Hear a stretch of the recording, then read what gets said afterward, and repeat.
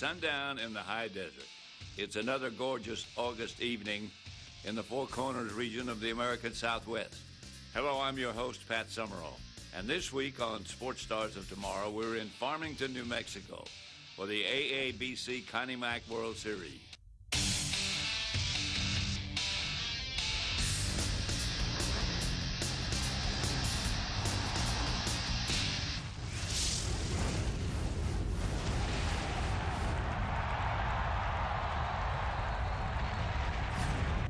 Sports Stars of Tomorrow is brought to you by East Bay.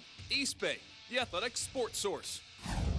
Since 1964, this city of about 30,000 has become the premier destination for young baseball players around the country, as Farmington each summer plays host to what may be the best annual showcase of amateur baseball talent in the world. Claiming more than 50 current big leaguers as alumni and hundreds more through the years, we came to Farmington looking to see what's special about this event. Every summer, more than 1,800 teams and 225,000 athletes from all corners of the USA try to qualify for one of the 10 precious spots in Farmington. It's the marquee division of the American Amateur Baseball Congress, or AABC. Over the next half hour, you'll meet young men who were picked in baseball's amateur draft. They're agonizing over whether to turn pro or go to college. We'll also learn a little bit more about Connie Mack and his family that lives on and honors his legacy to this day. You'll go along for a ride as players from every team are the star attraction in a parade down the main drag of the town that treats these young ball players as celebrities. We'll also spend some time with the host family that takes in players every summer, forging bonds that last a lifetime. And we'll watch some top-notch baseball as 10 teams from across America vie to hoist the coveted trophy as national champions. It's all ahead on Sports Stars of Tomorrow from the AABC Connie Mack World Series in Farmington, New Mexico. The Connie Mack World Series takes its name from the legendary baseball skipper of the first half of the 20th century. Cornelius McGillicuddy, also known as Connie Mack, owned and managed the Philadelphia Athletics from 1901 to 1950, winning 5 World Series in his half-century at the helm. Mack passed away in 1956 at the age of 93. Shortly thereafter, the Connie Mack World Series was created by the American Amateur Baseball Congress, or AABC. By 1964, the series had found a home in the high desert of northwest New Mexico and has remained there ever since. In 2011, the present-day Mack family continued their string of appearances in Farmington. In years gone by, Mack's daughter, and later his grandson, former Florida Senator Connie Mack III, showed up to honor their namesake tournament. And in 2011, Florida Congressman Connie Mack IV and his son Connie Mack V threw out ceremonial first balls before an appreciative crowd at Ricketts Field. This tournament carries the name of my great-grandfather, which is something we're very, very proud of. But this really is about all the kids that are out there on the field right now who are playing and get an opportunity to play the greatest game ever invented. What a wonderful time to be able to come out with my son and throw out the first pitch and have a memory that will last us a lifetime. Speaking of memories that last a lifetime, perhaps nothing stays with a Connie Mack World Series player than his introduction to the people of Farmington on top of a parade float. Before the first game, the whole town comes out to honor all the visiting ball players in a procession down Farmington's main drag. Pretty special experience. One of the early times I remember feeling like, hey, we did something pretty good as a baseball player and a pretty big accomplishment. Like I said, it was a lot of fun, but the town really came out. They really supported the Connie Mack World Series, and it was cool. We stayed with a good host family and had a lot of fun. And memories will last a lifetime for the 10 teams that made it to Farmington. Leading the way, the 12-time champion Midland Redskins of Cincinnati, trying to make it a three-peat in 2011 and boasting 64 big leaguers among their alumni. The Arizona Firebirds make their 4th trip to Farmington, looking to add to the trophy they won as 2006 champions. From the baseball hotbed of Miami, the LA Legends make their 3rd trip to Farmington with a roster including 4 picks in June's amateur draft. And the South Troy Dodgers come to town from upstate New York, trying for the 5th time to triumph at the Connie Mack after winning the North Atlantic region. The Ann Arbor Travelers make their first ever appearance in Farmington after winning the North Central region. The team making the longest trip in the Connie Mack, the Lobos Arecibo. They won the Puerto Rico Regional to represent the island in Farmington for a second time. The D-Bat Mustangs come in from Dallas after winning the South Plains Regional. It's visit number 12 for the Mustangs as they chase their 5th title. The Murfreesboro Diamondbacks won the Southeast Regional to claim their first golden ticket to Farmington. The Danville Hoots from the East Bay section of San Francisco are the West Coast entry in Farmington as they win the West Regional to make their second Connie Mack. All 9 of those clubs have longer trips than the hometown strike zone Cardinals. The host squad from Farmington is responsible for the biggest crowds of the tournament. The Cardinals will try to win their first ever Connie Mack. Coming up next, more major leaguers weigh in on their great memories of the Connie Mack World Series. We'll also meet a Farmington host family at one of many local homes that open their doors to visiting ball players every summer. And plenty of young men in Farmington this week have a pleasant dilemma: sign with a major league team or go to college. Sports Stars of Tomorrow at the Connie Mack World Series rolls on from Farmington, New Mexico. If you would like to contact the show, we would love to hear from you. You can send us an email to sst@prepticket.com. You can also like us on Facebook and follow us on Twitter. Our screen name is Sports Stars TV. Sports Stars of Tomorrow is brought to you by East Bay. East Bay, the athletic sports source. I guess sometimes you look at it and you wonder why you're doing this in the middle of summer when you could be with your friends or be going around traveling somewhere, but it all pays off at the end. And if anything, you have a lot of fun memories and a good environment and a good thing to share with a lot of buddies later on.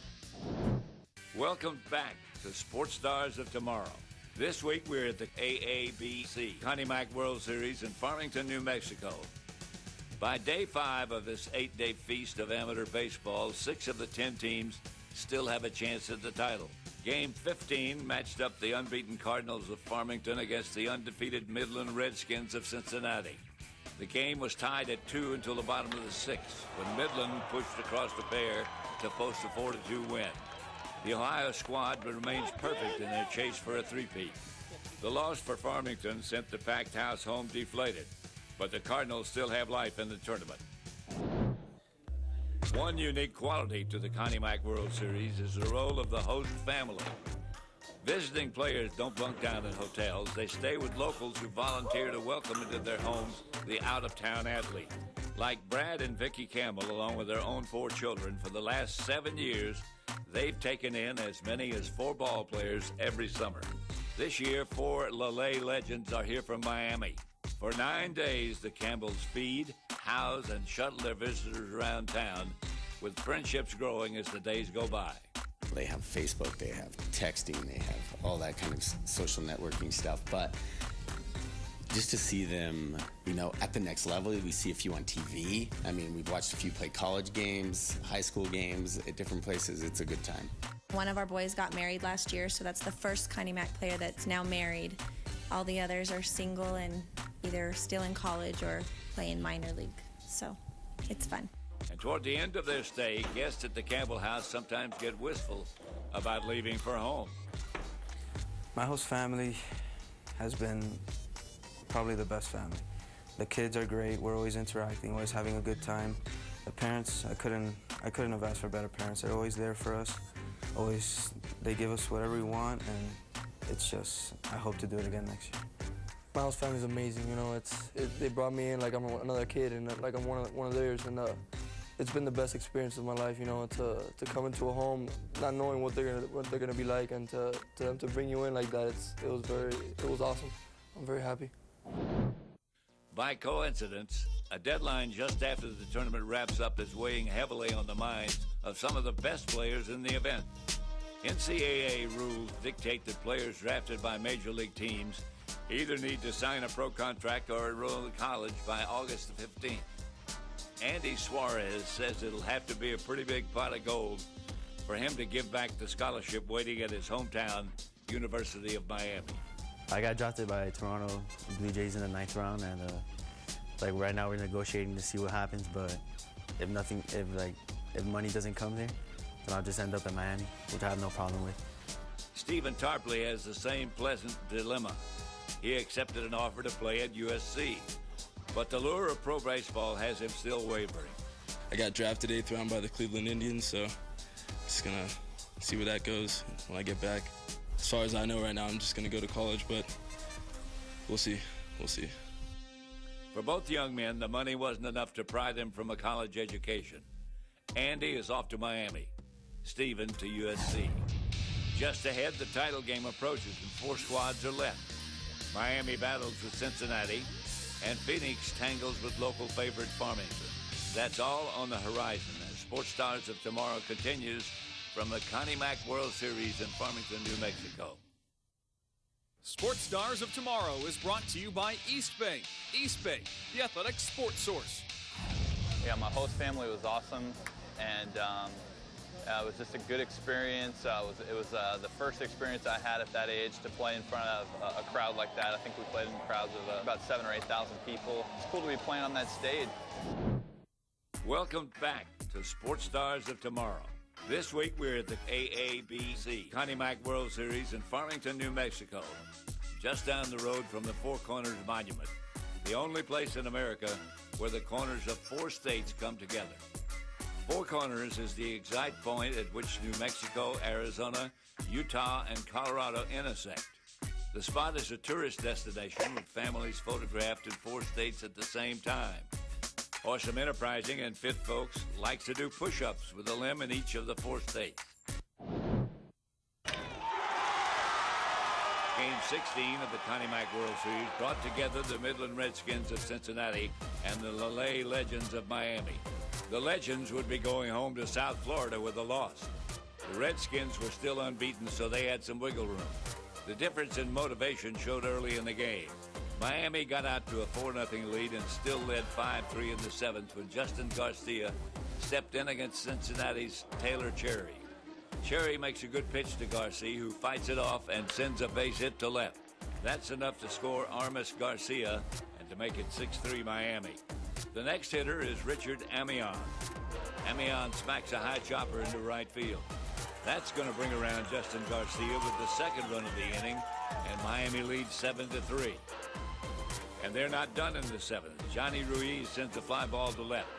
That's deep enough to bring home Justin Garcia. Miami stretches their advantage to 8-3.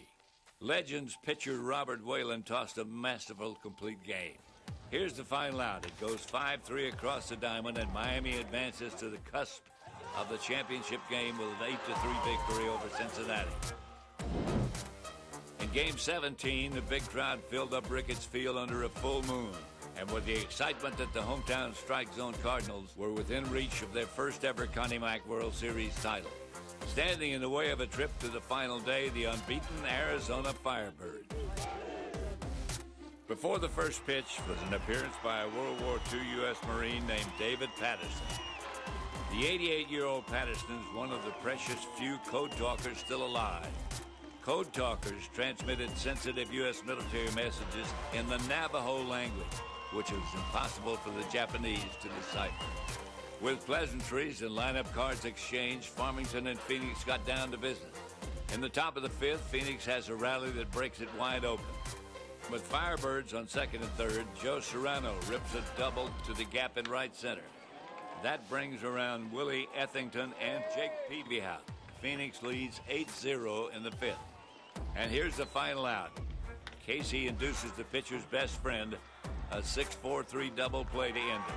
And Phoenix nailed down a trip to the title game. 8-0 was the final. The crowd gives one last cheer to the hometown Cardinals, whose tournament is finished with this defeat. Phoenix vaults over the other teams still left and awaits the winner of the Miami-Cincinnati game. Winning a championship would mean that this summer you couldn't end it in a better way. It would be a dream come true winning this.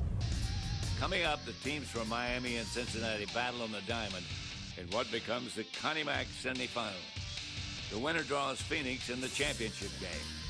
That's ahead on Sports Stars of Tomorrow at the Connie Mack World Series in Farmington, New Mexico.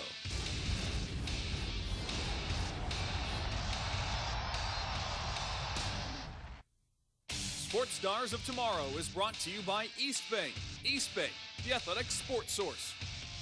I definitely have some good friendships. The best man at my wedding was on that Connie Mack team. He was on my team from Little League all the way up to Connie Mack, and we're still good friends now. And it was a great experience. It was kind of like the first taste of real baseball. High school was one thing, but then Connie Mack was a step up. Welcome back to Sports Stars of Tomorrow. This week we're at the AABC Connie Mack World Series in Farmington, New Mexico, the amateur baseball capital of America. 8:36 on the morning show, and it is Connie Mack World Series Championship Day. The Midland Redskins take on the Lale Legends, and then the nightcap. That's right, the Arizona Firebirds playing the winner of game. In the bottom of the first, Cincinnati's Max Kuhn stepped in with his team down 1-0. 3-1 pitch. Ground ball hits the left side. It's going to be a tough play for the shortstop. Lopez can't get it. It's into left field. They'll wave Smith around. Here's the throw to the plate. It's offline and cut. And we're all tied at 1 apiece. Miami struck for 2 runs in the top of the third, thanks to first baseman J.D. Underwood. That pitch, line drive, right up the middle into center field. That'll be an RBI single for Underwood. It's now 3-1. As Almora comes in to score run number 3 for the Legends. But Miami's edge only lived until the bottom of the fourth, as Sutton Whiting stepped in with 2 runners on base. That pitch swung on, hitting the gap. Juanes Arteaga is going to have to give chase. It's going to the wall. Whiting rounds first. He's going to second. Vasquez being waved around. He's going to score. Real being waved around. He's going to score. And Whiting's going to slide head first into third base with a 2 RBI triple. We're all tied at 3 apiece. And Whiting didn't last too long down at third. Oh, wild pitch. Wild pitch goes to the screen. No play at the plate. Whiting comes in. And it's a 4-3 ball game now. The Midland Redskins have taken the lead here in the bottom of the 4th inning. Cincinnati led 5-3 in the top of the 6th when Miami's Jack Lopez helped his club draw closer. 1-1 pitch, hit hard into the gap. That's going to find the wall. Vasquez is going to give chase. He's not going to get to this one. It's going to the wall. They're going to wave the runner around third base. That's Ruiz. He's going to score. Throw now, the fake, and they won't throw it, and that'll be a triple for Jack Lopez. It's now a 5-4 game. But Miami got no closer. Here's the final out. J.D. Underwood will stand in. Left-handed batter to face a right-handed throwing Eric Martin. And here's the pitch. That swung on, popped up. This could be it. Andrew Benintendi, the center fielder, has called for it and makes the catch. The Midland Redskins will advance into the championship game to see if they can three-peat as they defeat the Legends by a score of 6-4. We got to look forward to this next game. They've got their big ace on the mound, and we know it's going to be a tough game, but we're prepared, and I think that we'll be all right. 47th Connie Mack World Series here at Ricketts Park. We're ready for the championship game as the Midland Redskins and the Arizona Firebirds are getting ready to challenge each other to the 2011 Connie Mack World Series Championship. 2 hitters into the game, Cincinnati was already on the board. Dakota Smith jumps on a 91-mile-an-hour fastball from Willie Ethington. Swung on, hit deep to center. Center fielder Howard's going to give chase. It's back to the wall. He's not going to get to it. It's off the fence. They're going to wave Benintendi around. He'll score. And going into third base with the triple is Dakota Smith. The Midland Redskins strike first. They lead 1-0. Later in the first, cleanup hitter John Clay Reeves took advantage of the infield playing in on the grass.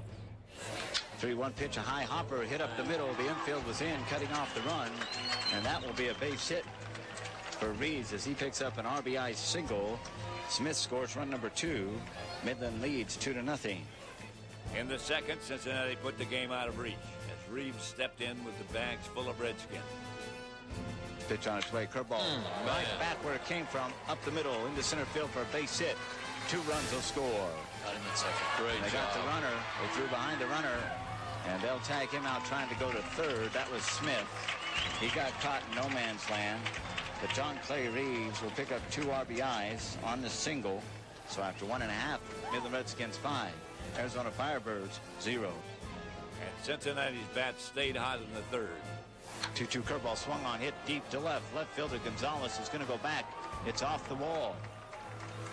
They're going to wave Real around third base, and he will score run number 8 on an RBI double from Joe DiCarlo. 8-0. The Midland Redskins. Staked to a big lead, Cincinnati pitcher Jared Rugser shut the door on the only Phoenix rally of the game. Here's the 0-2 pitch. Curveball swung on a missed in the dirt. They'll have to throw it down to first base with 2 outs, and we're going to the top of the 4th inning. Midland enjoys a 8-run lead right now. They lead 9-1. Here's the final out as Rugser looked to finish what he started. Ground ball hit to the second baseman. Coons But he's ready for the dog pile. There's Here it comes now, baby. Here it comes. The Redskins have won the Connie Mack World Series. They have three-peated, and the dog pile. It's happening right now at Ricketts Park as the Midland Redskins are celebrating. And why not? They've three-peated. They are the 2011 Connie Mack World Series champions. There's no star, but they play together.